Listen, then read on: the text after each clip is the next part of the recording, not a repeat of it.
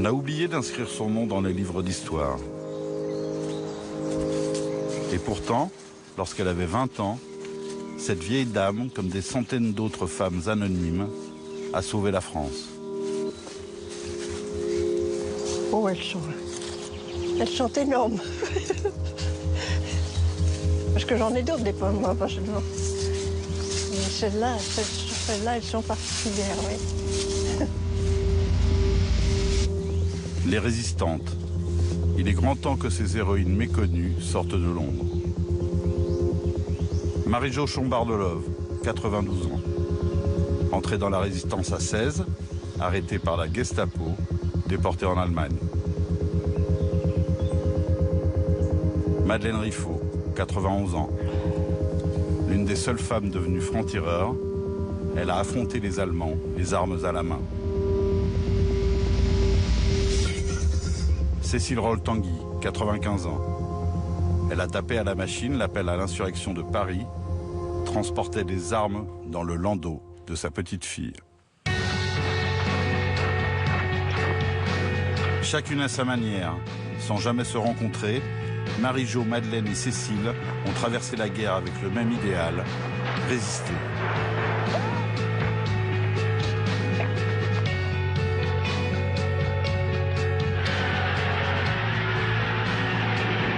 « 70 ans après, ces femmes sont toujours là pour raconter leur histoire. Écoutez.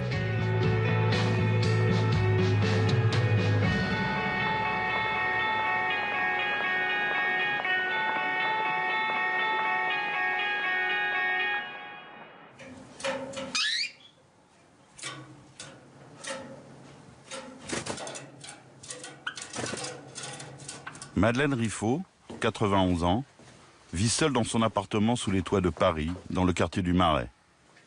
Kiki, Coco, c'est vert. Seule, avec ses plantes et ses oiseaux. Je chante un peu. Je chante un peu quand même. Ça va?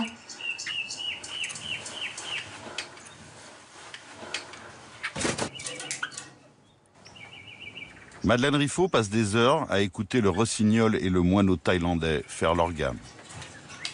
Et souvent, l'après-midi, elle se souvient de ces journées qui ont fait basculer son existence il y a plus de 70 ans.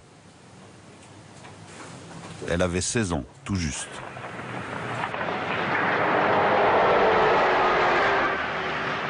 Mai 1940, près d'Amiens. Comme des millions de Français, Madeleine fuit l'armée nazie et prend la route de l'Exode avec ses grands-parents. C'était l'affolement. On est parti avec cette foule hétéroclite de gens qui portaient dans des carrioles un matelas, une cage à serin. Tout le nord de la France est envahi en quelques jours. Les villes sont détruites. Harassés, Madeleine et ses grands-parents veulent s'abriter dans une gare.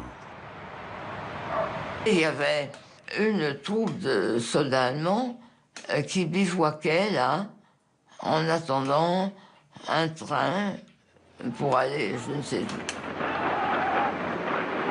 J'avais un peu peur parce que quand même, des soldats étrangers, j'en avais jamais vu. J'avais une petite robe à fleurs, j'avais les cheveux sur les épaules. J'étais une mignonne petite jeune fille. Et que font les soudards dans ces cas-là, dans tous les pays du monde?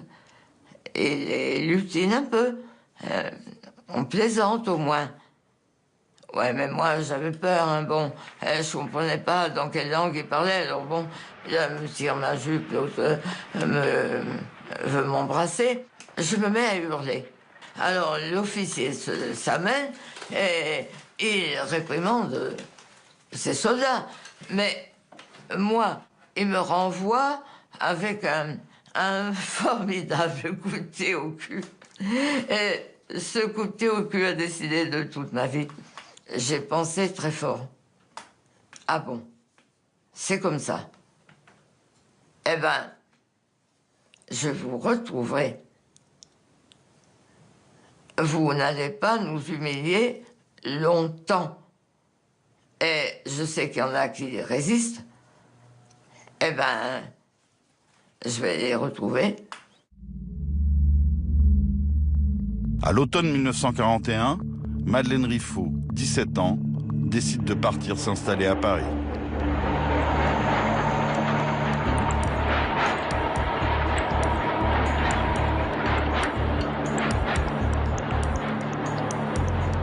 La capitale française vit sous l'ordre nazi.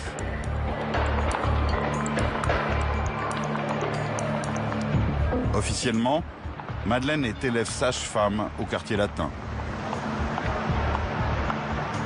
En réalité, elle a pris contact avec le réseau de résistance des étudiants de la fac de médecine. Et Madeleine entre dans sa guerre. Première mission, haranguer les ménagères parisiennes qui font la queue devant des magasins quasiment vides. Ça jaillissait, quoi. Je leur disais, vite, vite, écoutez-moi, parce qu'on n'est pas tout seul ici, hein. Alors, j'ai des choses à vous dire. On n'est pas vaincus. Vous et moi, on n'a pas signé l'armistice. C'est pas nous qui avons trahi la France. Et alors? Qu'est-ce qu'on va faire maintenant? On va se grouper. Il y a des gens qui luttent. Très vite, l'audace et le courage de Madeleine sont remarqués par son chef de réseau. Il accepte alors que la jeune femme participe aux actions armées, cas extrêmement rare à l'époque. Moi, je voulais avoir une arme, c'est tout. Je savais tirer, pas de raison. J'ai demandé à mon chef de groupe. Je lui ai dit, vous me donnez à porter des armes pour que je les porte à des copains qui vont faire une action. Bah, je peux la faire moi-même, l'action. Madeleine connaît son baptême du feu lorsque son groupe doit faire exploser un convoi de camions réquisitionnés par les Allemands. La mission est un succès. À 18 ans, Madeleine Riffaut a gagné ses galons de franc-tireur.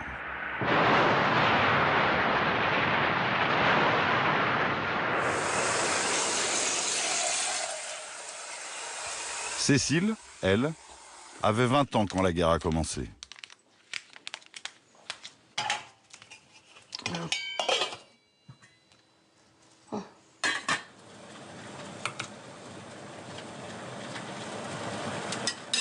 Elle avait 20 ans et elle était amoureuse. Elle venait d'épouser, en avril 1939, Henri Roll-Tanguy, un fier militant communiste de retour de la guerre d'Espagne. L'amour d'une vie. On avait 11 ans d'écart avec Henri. Et donc, je l'écoutais beaucoup. Il m'a dit, n'oublie jamais que notre ennemi, c'est le fascisme. Et j'ai pas oublié. J'ai pas oublié.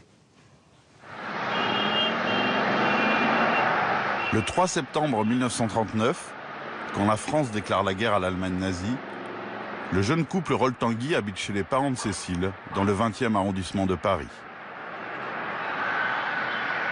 Henri est mobilisé et part pour le front. Cécile, enceinte, accouche en novembre d'une petite Françoise. Quand les troupes nazies pénètrent en France, Cécile est seule avec sa mère et son bébé. Ma petite-fille est tombée malade le 8 juin 40. À la veille de l'entrée des Allemands à Paris. Alors, il y a sur Paris, tout ce qui flambe à Rouen, ça fait un nuage noir sur la ville de Paris. Et ma petite-fille avait les narines toutes noires. D'avoir respiré ces choses-là. Quand elle sort dans la rue pour aller faire soigner sa fille, Cécile découvre Paris vidé de ses habitants.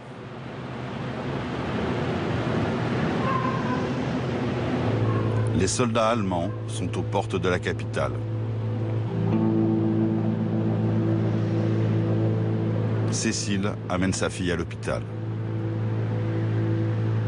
On l'a mis dans un lit. Et quand on est revenu le lendemain pour la voir, il y avait un autre bébé à la place. Inutile de vous dire, on m'a dit, vous allez à la morgue. Moi, je suis allée à la morgue, j'avais jamais vu le mort. Et j'ai fait là, je dirais, une espèce de crise.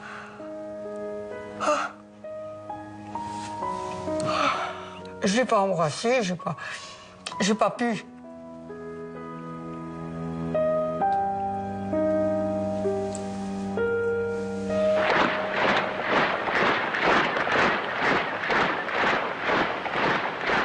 Le lendemain de la mort de la petite Françoise, les Allemands entrent dans Paris. Cécile est sonnée, groggy. J'ai sans doute passé quelques jours un peu dans le vague. Et puis, je ne sais plus si c'est fin juin ou tout début juillet, c'est les amis du syndicat des métaux, où j'avais travaillé et rencontré mon mari, qui sont venus en me disant « Est-ce que tu accepterais de taper à la machine pour des appels aux ouvriers métallos ?» Ah, j'ai répondu oui sans même réfléchir. Ça vous permettait de sortir de votre douleur? Je me suis même pas rendu compte, mais c'était autre chose qui se présentait à moi. Et pensant à Henri et les Allemands dans Paris, j'ai dit oui. Les tracts tapés par Cécile sont interdits par le nouvel occupant allemand, tout comme le simple fait de posséder une machine à écrire. Cécile a franchi la ligne. Quand Henri, démobilisé, est de retour fin août, la jeune femme a déjà un pied dans la résistance. Les deux jeunes mariés ne se sont pas vus depuis 1 an. Et fin septembre, malgré les heures sombres qui s'annoncent, Cécile tombe à nouveau enceinte, comme un pied de nez à la guerre. Vous venez de perdre un enfant. Les Allemands arrivent. Paris est occupé. Pourtant, vous en faites un autre. C'est quand même... Ah Comment oui, vous expliquez ça? vous savez, il est rentré, pof, j'ai accouché 9 mois après. Hein. C'était pas le moment, mais pour moi qui avais perdu ma petite fille, c'était aussi quelque chose qui m'aidait. 2 mois plus tard, Henri Roll-Tanguy décide de passer à la clandestinité pour engager la lutte armée contre les occupants allemands. La décision est lourde, il en parle à son épouse. Il m'a dit, qu'est-ce que tu fais? Tu veux rester avec moi ou je te passe dans un autre service de la résistance future? J'ai dit, je reste avec toi. Il m'a dit, non. Tu prends quelques jours de repos, tu réfléchis et tu me donnes ta réponse au retour, parce que je dois te dire que là, c'est la peine de mort qu'on risque, tous les deux. Mais vous savez, j'ai dit oui. J'ai dit oui, j'avais dit tout de suite et j'ai maintenu.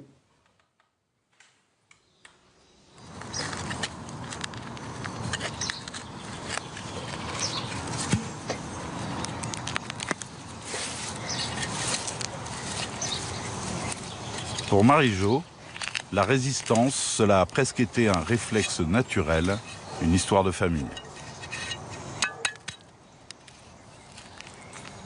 Quand les Allemands entrent dans Paris en juin 1940, Marie-Jo est sur l'île de Bréhat, en Bretagne, où elle vit avec ses parents. La jeune fille vient d'avoir 17 ans et lit La guerre des femmes, un récit sur la résistance des Françaises durant la guerre de 14. Héritage familial. Adrien, son père, un médecin engagé, a eu les poumons brûlés par les gaz allemands à Verdun. Sa mère Suzanne, infirmière, a soigné les poilus sous la mitraille allemande. Alors, quand le lendemain de la capitulation, un général inconnu lance un appel de Londres, toute la famille est prête. Peu de gens à l'époque avaient des radios. Nous avions une radio qui avait été à titre préventif cachée dans une niche et on enlevait un panneau de bois et on écoutait la radio. Et alors, vous entendez la voix de Gaulle? On entend cette voix, rejoignez-nous, etc., ce message. Mais c'était très brouillé. les Allemands brouillaient. Il y avait des bruits, des espèces de rondements sourds pour qu'on l'entende mal. On arrivait tout de même à l'entendre. J'invite tous les Français qui veulent rester libres à m'écouter et à me suivre. Vive la France, libre, dans l'honneur et dans l'indépendance.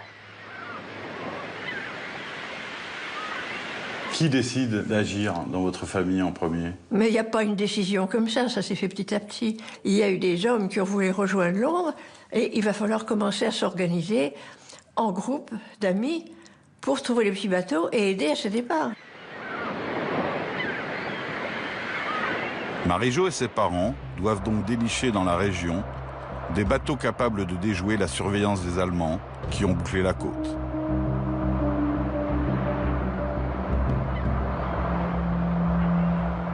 Les capitaines font mine de partir en pêche, mais passent en réalité au large de l'île de Bréa, où les candidats au départ embarquent en catimini avant de filer vers l'Angleterre. Marie-Jo et son groupe vont ainsi faire passer une centaine de personnes à Londres. Mais dès l'automne, la filière se tarit. Alors il fallait partir par les nuits sans lune, vous voyez, parce qu'il y a des projecteurs, et tout ça, et entre des rondes, tout ça devient très vite hyper surveillé et très dangereux. Hitler craint un débarquement des forces alliées et déploie soldats et canons sur toute la côte bretonne. Marie-Jo et les siens doivent changer de tactique. En accord avec Londres, la mère de la jeune fille monte un réseau d'une quinzaine de personnes chargées d'informer les Alliés sur les plans de défense des Allemands.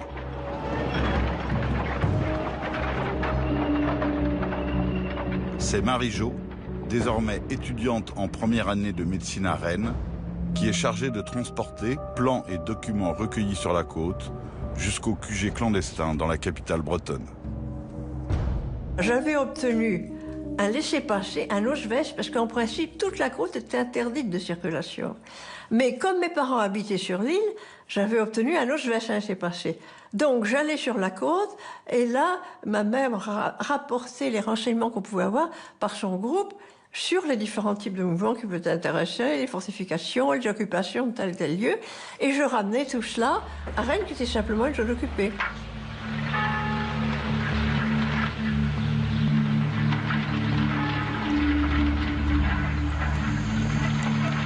Pour mener à bien sa mission, Marie-Jo doit parcourir une centaine de kilomètres à vélo avant de prendre un train pour Rennes. Le risque est permanent. Les Allemands sont partout.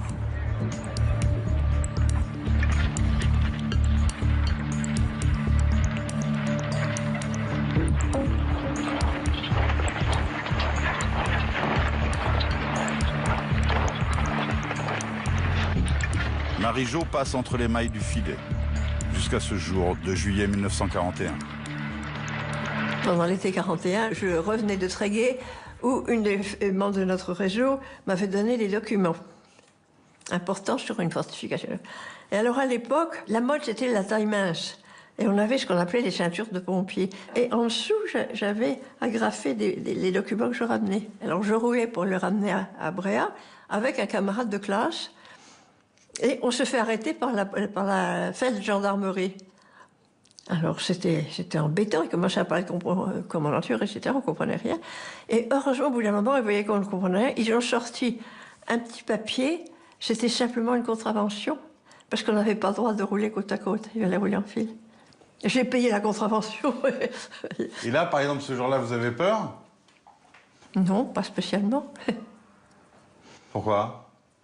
Parce qu'on commençait à vivre dans une occupation, avec une occupation très lourde, et on apprenait, je dirais, à les ruser. Vous voyez, à passer comme ça, l'air naïf.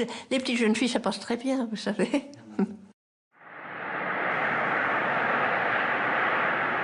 À Paris, Cécile Roll-Tanguy compte elle aussi sur la mansuétude des militaires allemands envers la gente féminine. Mais elle joue dans un autre registre, celui de la jeune maman. La petite Hélène est née fin mai 1941 et se porte comme un charme.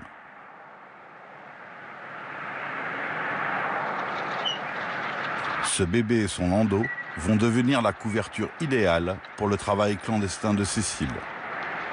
Transporter armes et documents au nez des Allemands. J'ai transporté les revolvers, ma machine à écrire et la mitraillette de mon mari. J'ai transporté différentes choses, même ma fille sur mon bras. J'ai traversé Paris comme ça, avec une petite bombe que mon mari avait préparée. Une bombe? Mais qui n'était pas... Oui, il avait préparé quelque chose pour que ça explose. Et donc, je suis allé jusqu'à la porte de Saint-Ouen. Et puis Hélène, qui jouait à mes pieds, elle avait 10 mois, quoi. Et le fait que vous ayez dans votre sac une bombe donc, qui va tuer les gens, ça vous troublait? Non, pas du tout. Parce que je sais que c'était pour, surtout, contre les Allemands, c'est tout. Moi, je faisais ça, je ne dirais pas machinalement, mais je faisais ça convaincu, oui, que j'étais pour la bonne cause. En ce début 1942, la répression allemande est terrible pour les résistants de la première heure. Celui ou celle qui se fait arrêter en pleine action est promis à une exécution rapide.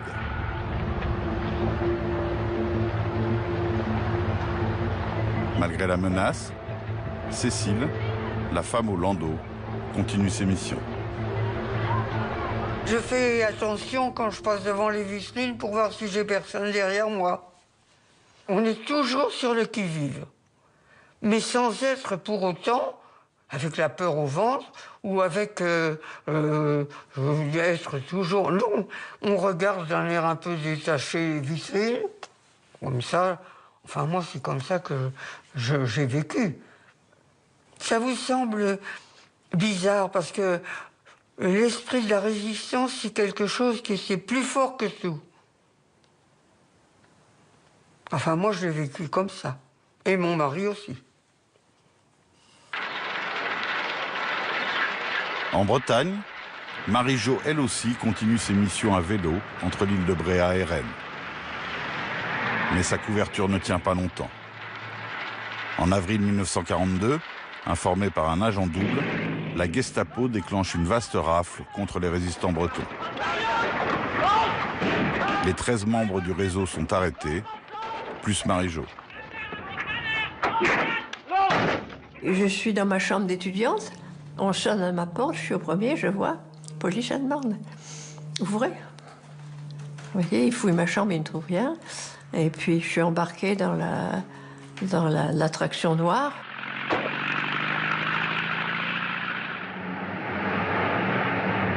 Donc, il m'emmène à la commandanture, puis à la prison, et le lendemain matin, il me dit « Descendez, vous êtes transféré ailleurs ».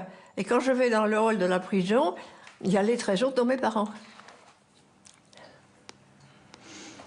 Qu'est-ce que ça fait de voir ses parents arrêtés comme ça Je pense qu'il y a eu un gros coup de filet, quoi. Et votre mère, elle réagit comment quand elle vous voit? On ne dit rien, qu'est-ce que vous voulez qu'on fasse? On ne dit rien. On reste calme, on reste à froid. Marie-Jo est séparée de sa famille et transférée à Paris, à la prison de la Santé. Immédiatement, les interrogatoires commencent. Je descends dans une demi-cave, il me faut asseoir sur une chaise, la table devant moi, et derrière la table, il y a des instructeurs, des militaires, etc., le capitaine commandant de la prison. Et sur la table, il y a les plans du défense côtière du dernier mois. Alors ils me disent, nous avons le matériel. Et là, il faut tout nier. Mais quand je vois ça, je dis, on est perdu. Et donc vous avouez? Non, sûrement pas. Les premiers jours, on nie tout. Les premiers 24 heures, on nie tout. Je ne sais pas ce que c'est, etc. Parce qu'il les met en colère, il menace, ça vaut la mort, etc., etc. Vous voyez. Là, ils sont violents avec vous? Pas très. Menace constamment, bousculade, oui. Si vous voulez, j'ai pas eu de baignoire, par exemple, et l'électricité.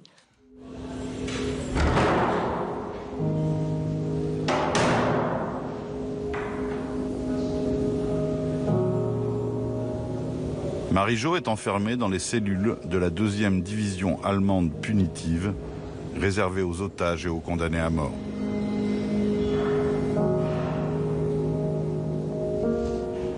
Derrière ces barreaux, la jeune femme de 18 ans envisage le pire, mais elle se sent prête.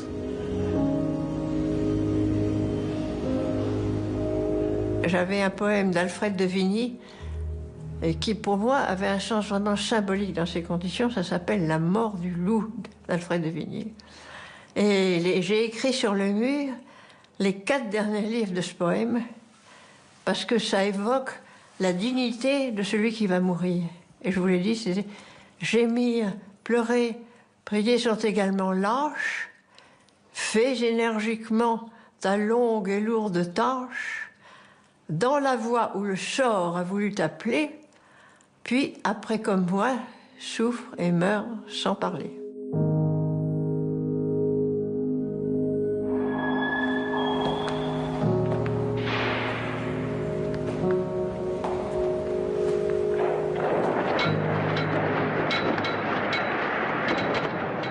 Pendant que Marie-Jo et des centaines d'autres patriotes attendent la mort à la prison de la Santé, dehors, dans Paris, la résistance est acculée. La répression allemande décime les rangs des francs-tireurs.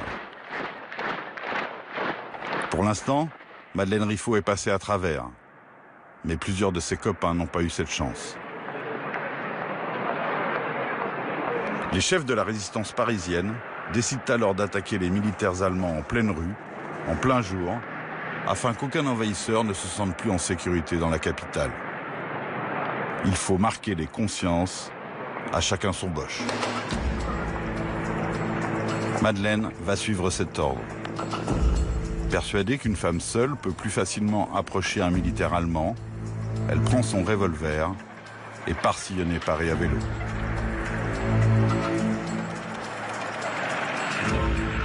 Il fait beau, les Allemands sont dehors, le peuple de Paris aussi.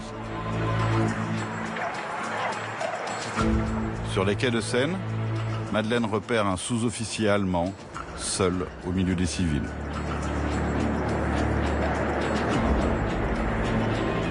J'ai mis pied à terre et à ce moment-là, je me suis souvenu que je ne voulais pas tirer dans le dos.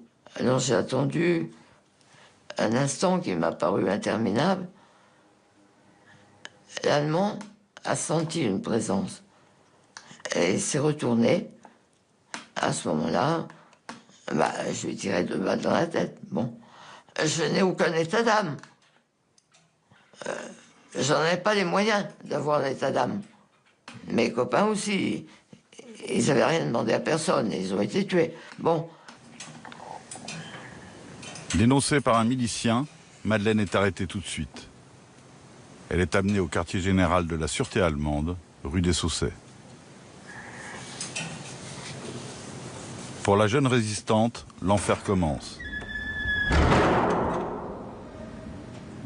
Quand on entre dans une salle de torture, qu'on entre dans un autre monde, la meilleure chose à faire, c'est de se dire à soi-même, de se persuader. Ils peuvent bien me torturer, me faire les pires choses. Si je savais quelque chose, je le dirais. Mais je ne sais rien.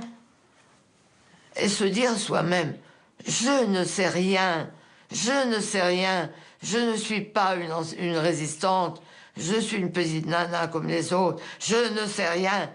Et vous pouvez bien me tuer, messieurs, me couper en morceaux si vous voulez. Allez-y, ça me soulagerait. Est-ce que vous avez souffert physiquement? Est-ce qu'ils vous ont brutalisé? Ah oui, bien sûr. Mais enfin, bon, c'est pas le pire, hein. Bon. Madeleine est interrogée sans arrêt pendant une semaine. Les agents de la sûreté allemande veulent faire craquer cette terroriste qui a abattu l'un des leurs. Quand ils ont vu que les différentes histoires de pression physique n'amenaient pas de réponse satisfaisante.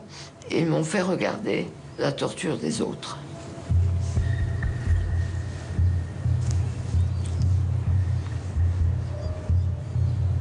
Il y avait toujours l'un d'entre eux qui s'approchait de moi et qui me disait « Si vous nous disiez seulement le nom de votre chef, le nom de votre réseau, on arrête de torturer ces personnes. » Un jour, ils m'ont amené un gamin qui avait des culottes courtes, qui était un peu roux, qui était mignon, et qui avait de la figure pleine de sang déjà. 16 ans, peut-être moins. Et ils se sont mis à lui casser les 4 membres devant moi. Et ils me disent « Mademoiselle, vous n'aimez pas les enfants. Si vous aimiez les enfants, vous diriez quelque chose. Qu'est-ce que ça vous fait de dire le nom de votre chef? Ce pauvre gamin, sauvez-le. Ça, c'est des trucs qui vous rendent fou. » Marie-Jo, elle, danse aussi avec l'enfer. Depuis sa cellule de la prison de la Santé, elle aperçoit souvent la sinistre colonne des résistants amenés au Mont Valérien pour y être fusillés. La jeune femme se demande chaque jour quand ce sera son tour. Quelques semaines plus tard, la sentence tombe. Ce sera la déportation. Sur la porte de sa cellule, les geôliers allemands ont inscrit 2 lettres, N, N. Et ils vont nous déporter comme NN. Vous savez ce que c'est que nuit et brouillard?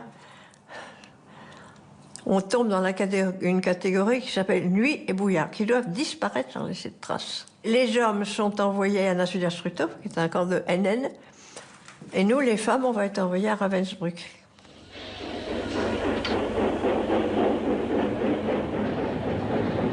On est déportés. Mais c'est pas un train wagon à bestiaux, comme on a vu des familles juives entassées, non. C'est un train cellulaire grillagé, dans lequel nous sommes pratiquement assis, mais avec tous les militaires avec leurs fusils autour de nous, comme des gens dangereux, quoi. Elles sont 58 femmes dans le wagon grillagé, toutes des résistantes. Parmi elles, une jeune juive polonaise du nom de Gina, qui va apprendre à ses camarades le chant des marais, un chant créé par les premiers déportés. Et quand 3 jours plus tard, le convoi maudit s'approche du camp de Ravensbrück, au nord de l'Allemagne, 58 femmes se mettent à chanter. Loin vers l'infini s'étendent de grands prés marécageux. Pas un seul oiseau ne chante sur les arbres secs et creux. Ô terre de détresse, où nous devons sans cesse piocher, piocher. Bruit des pas et bruit des armes, sentinelle jour et nuit, et du cri des chants et larmes, la mort pour celui qui fuit.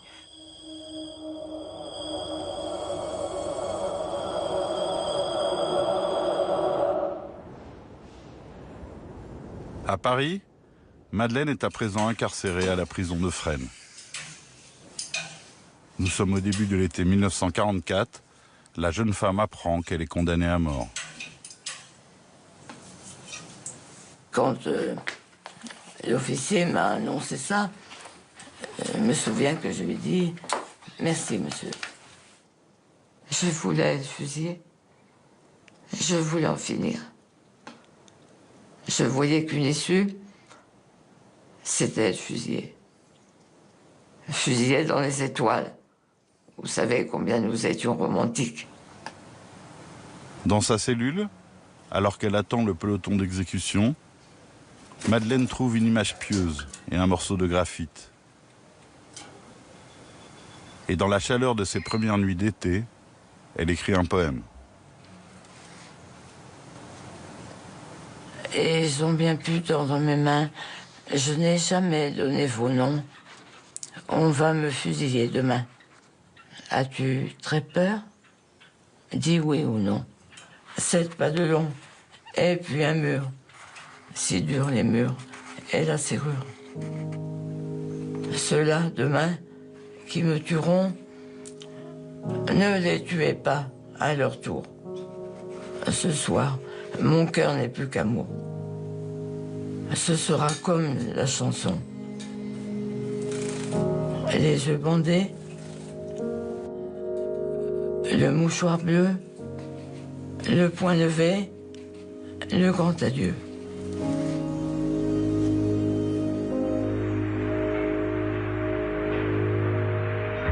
Dans le camp de Ravensbrück, Marie-Jo et les 57 autres résistantes ont été parquées dans un hangar sans eau ni chauffage, entre le baraquement des naines et celui des tziganes. Pour la jeune femme, c'est la découverte de l'innommable. Le choc, c'est de voir les femmes rentrer du travail. Elles offrent un aspect lamentable. Maigres, souvent les cheveux rasés, les vêtements déchirés, la grande misère, la dégradation humaine. Et on voit ces femmes qui rentrent, mais on se dit, mais où est-ce qu'on est? Qu'est-ce que c'est? Est-ce que c'est un bail ou est-ce qu'on fait? Et puis on a vite compris qu'on allait devenir pareil. Chaque nuit, les prisonnières sont réveillées à 3h30 du matin et doivent se tenir prêtes pour aller travailler vers 5h sans avoir rien bu ni mangé.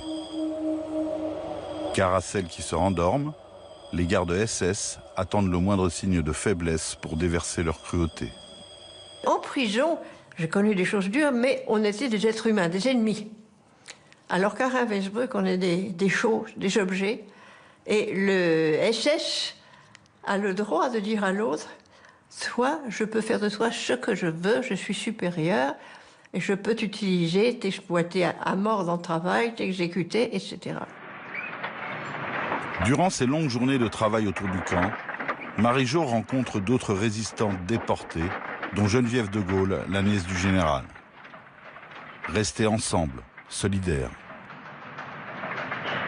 Mais, au bout de quelques semaines, Marie-Jo est affectée au Kinderzimmer, le bloc des nourrissons, là où les gardiens SS déposent les bébés arrachés à leur mère détenue. J'étais une des jeunes filles chargées d'en s'en occuper. Et là, j'ai vu la plus grande misère, c'est-à-dire la mort en quantité de ces nouveau-nés qui étaient gardés. Et très peu ont survécu. La mort des enfants, c'est quelque chose de particulièrement douloureux. Et la souffrance des mères, des jeunes femmes, voilà. Ça, j'ai vécu au jour le jour pendant plusieurs mois.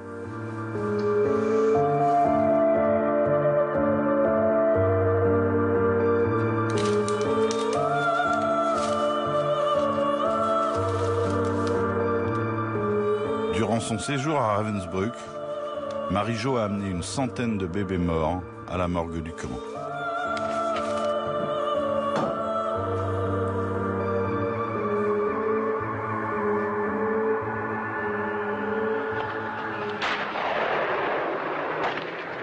« 19 août 1944, Paris se libère.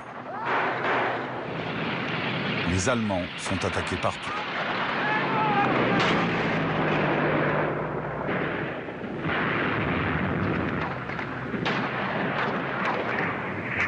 C'est Henri Roltanguy, le mari de Cécile, qui dirige l'insurrection.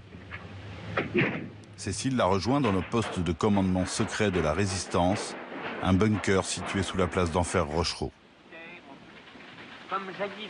Dans ce film de reconstitution, tourné quelques mois après la fin de la guerre, on voit la jeune épouse noter les ordres de son mari.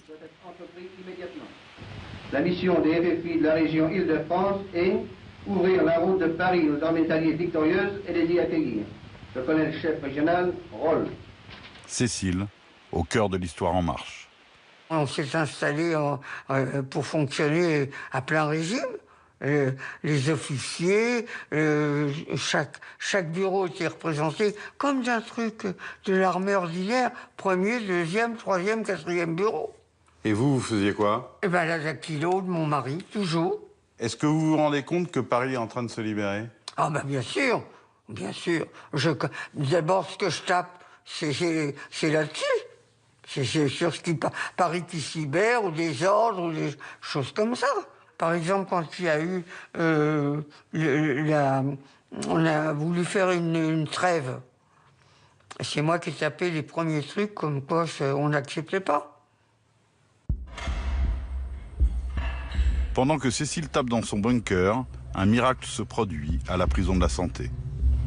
Madeleine échappe à l'exécution programmée. Elle est échangée, avec 2 autres prisonnières, contre un groupe d'officiers SS capturés par la résistance. Dès sa sortie, la jeune femme prend la tête d'un groupe d'une vingtaine de combattants du 19e arrondissement, la Compagnie Saint-Just. On nous considérait comme des vieux, comme des vétérans. Alors que moi, j'avais pas 20 ans, j'allais les avoir, mais on était les plus vieux de la lutte armée, vivants. Le 23 août, Madeleine entraîne ses jeunes résistants à l'attaque d'un train militaire dans le tunnel des Buttes-Chaumont, au nord de Paris. 80 soldats allemands sont faits prisonniers. 2 jours plus tard, le 25, un caméraman amateur filme la jeune Passionaria juchée sur un camion à la tête de ses hommes. Madeleine amène la Compagnie Saint-Just place de la République, donner l'assaut au dernier bastion SS de la capitale.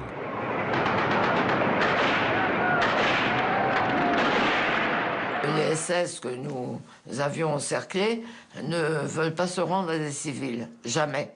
Ils se rendent à l'armée régulière, alors ils avaient hissé le drapeau blanc et puis ils ont tiré.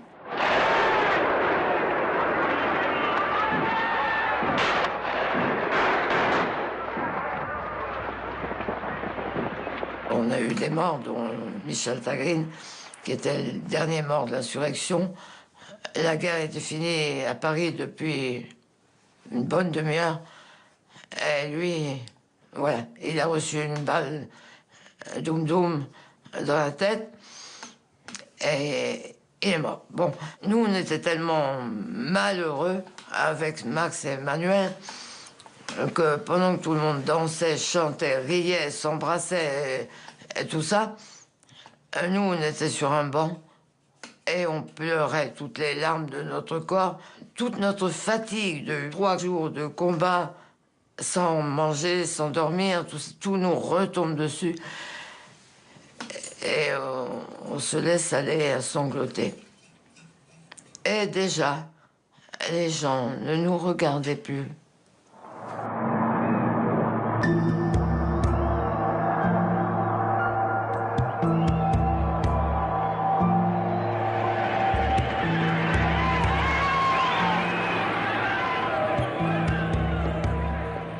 De l'autre côté de Paris, Cécile, enfin sortie de son bunker, ressent le même malaise que Madeleine. Toutes les femmes qui se jettent au cou de tous ces gars sur leur char et tout ça. Ah, moi, j'ai pas fait ça. Ah non.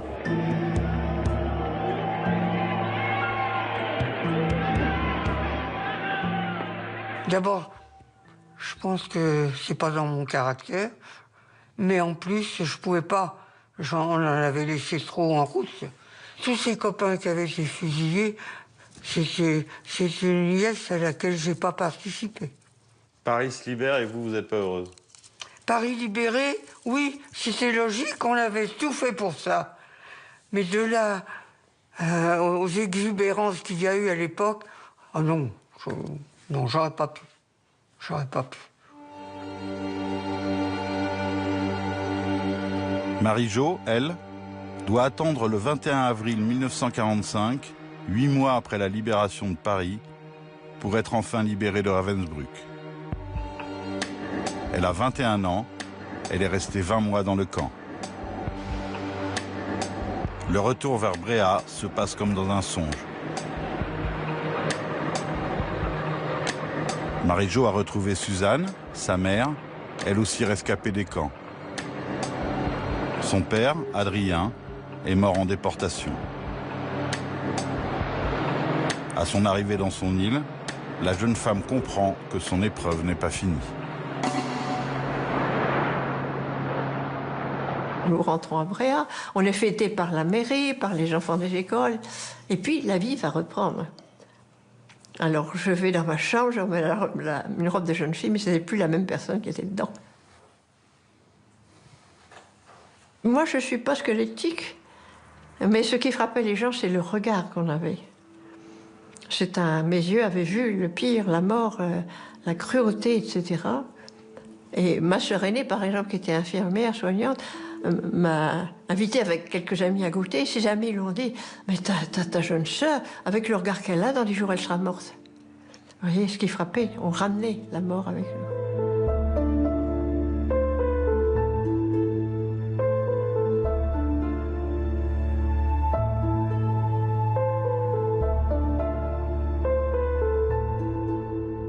Geneviève de Gaulle, je la revoyais un peu, je vais un jour chez elle, j'étais pas très bien, un peu découragée, etc.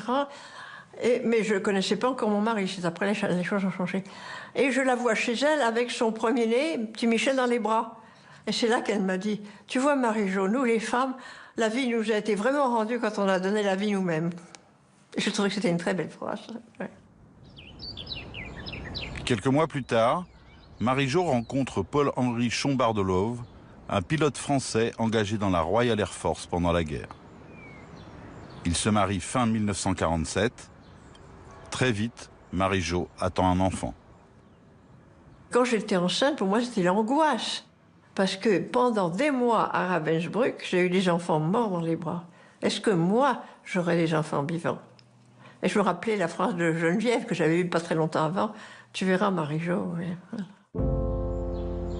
La petite Marie naît en septembre 1948, bientôt suivie de la petite Noël, des petits Jean-Marie et Pascal. Marie-Jo est vivante à nouveau. L'ancienne résistante devient chercheuse en sociologie au CNRS, écrit des livres sur les droits de l'enfant et sur l'extrême droite en France.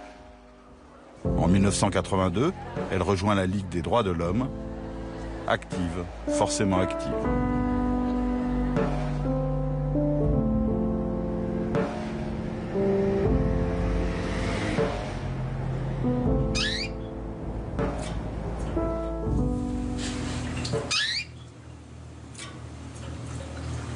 Ce n'est jamais facile de se guérir d'une guerre.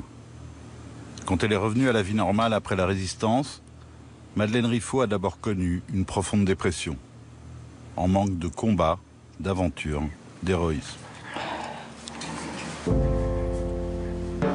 Alors, elle est devenue grand reporter, a couvert la guerre d'Algérie, puis est partie au Vietnam filmer les maquis communistes sous les bombardements américains. De retour à Paris, elle a travaillé 1 an dans un hôpital pour écrire un livre sur le combat ordinaire des aides-soignantes aux urgences. Engagée, toujours. Mais sur les années de résistance, Madeleine garde le silence. Jusqu'en 1994, l'année du cinquantenaire de la Libération. En 1994, le mot d'ordre a été donné partout, par les médias, les gens en poste. Il faut passer la mémoire. On nous a dit, vous qui survivez, eh bien, racontez. Moi, j'ai commencé à dire non. Laissez-moi tranquille. Et puis, j'ai reçu la visite de Raymond Aubrac. Et il a commencé par m'engueuler. Et il m'a dit, toi, tu vas l'ouvrir un peu, pour une fois. Il faut raconter ton histoire. Tu veux pas la raconter?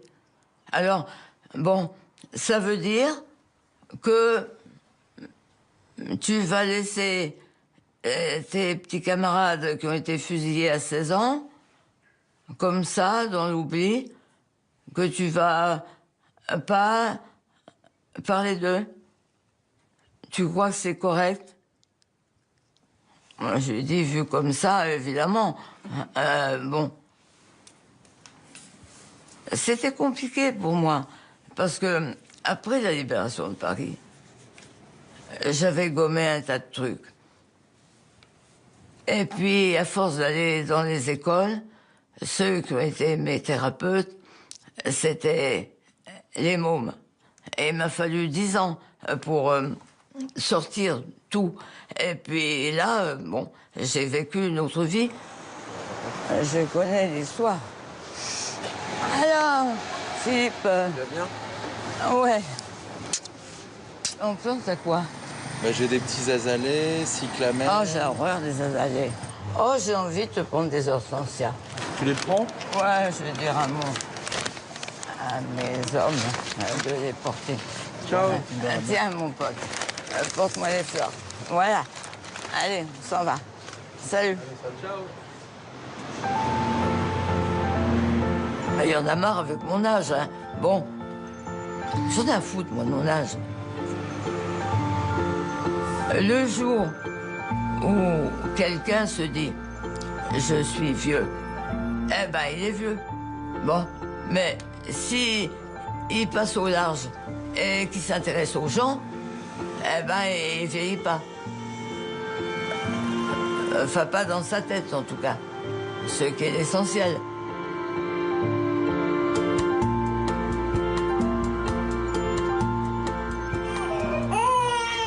Viens, ma choupette. Viens. Oh là là. On avait soif, on a faim. Ça va, ma jolie? C'est ma brunette. Cécile Roltanguy a eu 4 enfants, qui lui ont donné 7 petits-enfants, qui eux-mêmes lui ont donné à ce jour 11 arrière-petits-enfants. Elle, c'est la dernière, Manon. Dis donc. Elle s'endort pas dessus. Bonjour, ma chérie. C'est Mamie Baba. Bonjour, mon chéri. Ça va? Tu en as beaucoup en plus dans les boîtes, on peut tout les mettre. Attention, Kylian, attention. Et les boules, les enfants, vous mettez les boules? On est et on reste une famille très unie. Mon mari avait l'habitude de dire que la première cellule, c'était la cellule familiale. Et je crois qu'en ça, il avait tout à fait raison. Au lendemain de la guerre, c'est à cette cellule familiale que Cécile s'est consacrée. Toujours discrète, dans l'ombre de son mari. Pendant toutes ces années où Henri Roltanguy a reçu les honneurs et présidé les commémorations, Cécile, elle, n'a jamais mis en avant son vécu de résistante. Mais depuis la mort de son mari il y a 13 ans, la discrète s'est résolue à répondre aux sollicitations publiques pour remédier à une injustice. Les femmes résistantes, on les a beaucoup oubliées. C'est un peu pour ça maintenant que j'ai droit à des décorations que je trouve beaucoup trop fortes, pour moi beaucoup trop élevées, mais pour toutes celles qui n'ont rien eu, ah oui, je les prends. Je me disais, les femmes de la résistance, on n'en parlait pas. Donc, je me suis dit que je pouvais peut-être les représenter un peu toutes. Vous en avez qui sont mortes en déportation, vous en avez qui sont rentrées et qui sont mortes peu après, d'autres qui se sont suicidées parce qu'elles ne supportaient pas de vivre après ce qu'elles avaient vécu, d'autres qui ont refait leur vie. C'est tout un enchaînement, et c'est pour ça que je le dis bien, c'est pour toutes les femmes de la résistance qui n'ont rien eu. Même pas un coup de chapeau. Oubliées de l'histoire, les résistantes, il n'est pas trop tard pour corriger l'erreur. Marie-Jo, Cécile, Madeleine et les autres continueront de témoigner jusqu'à leur dernier souffle. Inépuisables. Aujourd'hui, la vieille dame de 92 ans roule vers Rennes, où elle doit parler dans un lycée devant des élèves de première. Comme si la résistance n'était pas finie. Je dois le faire, puisque moi j'ai une expérience assez affreuse, mais du pire. Alors je voudrais qu'en fonction de ce que j'ai vécu, qu'il soit capable de réagir à leur tour, si c'était nécessaire. Vous voyez. J'ai une connaissance qui doit se transformer en transmission, puis en action, c'est possible.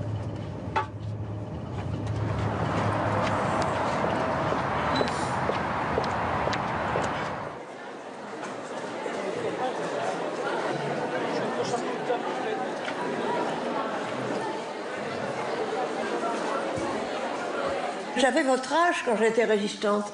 Vous voyez, ils nous considéraient comme des espions très dangereux, on risquait notre vie. Plusieurs de nos camarades ont été exécutés. Je peux vous dire que dans mon réseau, les 3 responsables de ceux qui s'occupaient de l'évasion vers l'Angleterre, ils n'ont pas été fusillés, ils ont été envoyés en Allemagne et guillotinés. Donc, on savait le risque quand on était arrêté. On n'était pas naïfs, bien sûr, oui. Mais ça valait le coup de risquer jusqu'à sa vie. Pendant 2 heures, Marie-Jo raconte sa résistance. Occupation, arrestation, déportation. Mais elle explique aussi aux jeunes élèves le mécanisme du fascisme, cette machine infernale basée sur la haine de l'autre. Heureusement, vous ne voyez pas cela aujourd'hui, mais vous voyez des crimes qui sont perpétrés dans différents pays, et puis des idéologies de haine qui se développent, et ça peut venir à votre porte. L'hypernationalisme fermé, la haine de l'autre, l'aspect raciste qui existe de nouveau, etc. Tout ça, on voit ce à quoi ça aboutit. C'est pour ça qu'on vous parle aujourd'hui, que vous sachiez détecter le mal là où ça commence. Dire non, tout près de vous, dans votre quartier, plus loin, etc. Alors c'est pour ça qu'on vient vous parler, c'est pas pour vous faire pleurer sur nos malheurs de passé, c'est pour vous dire attention, voilà jusqu'où ça peut aller. Alors à vous, évitez que ça se recommence. On vous fait confiance pour ça, merci. Ah oui.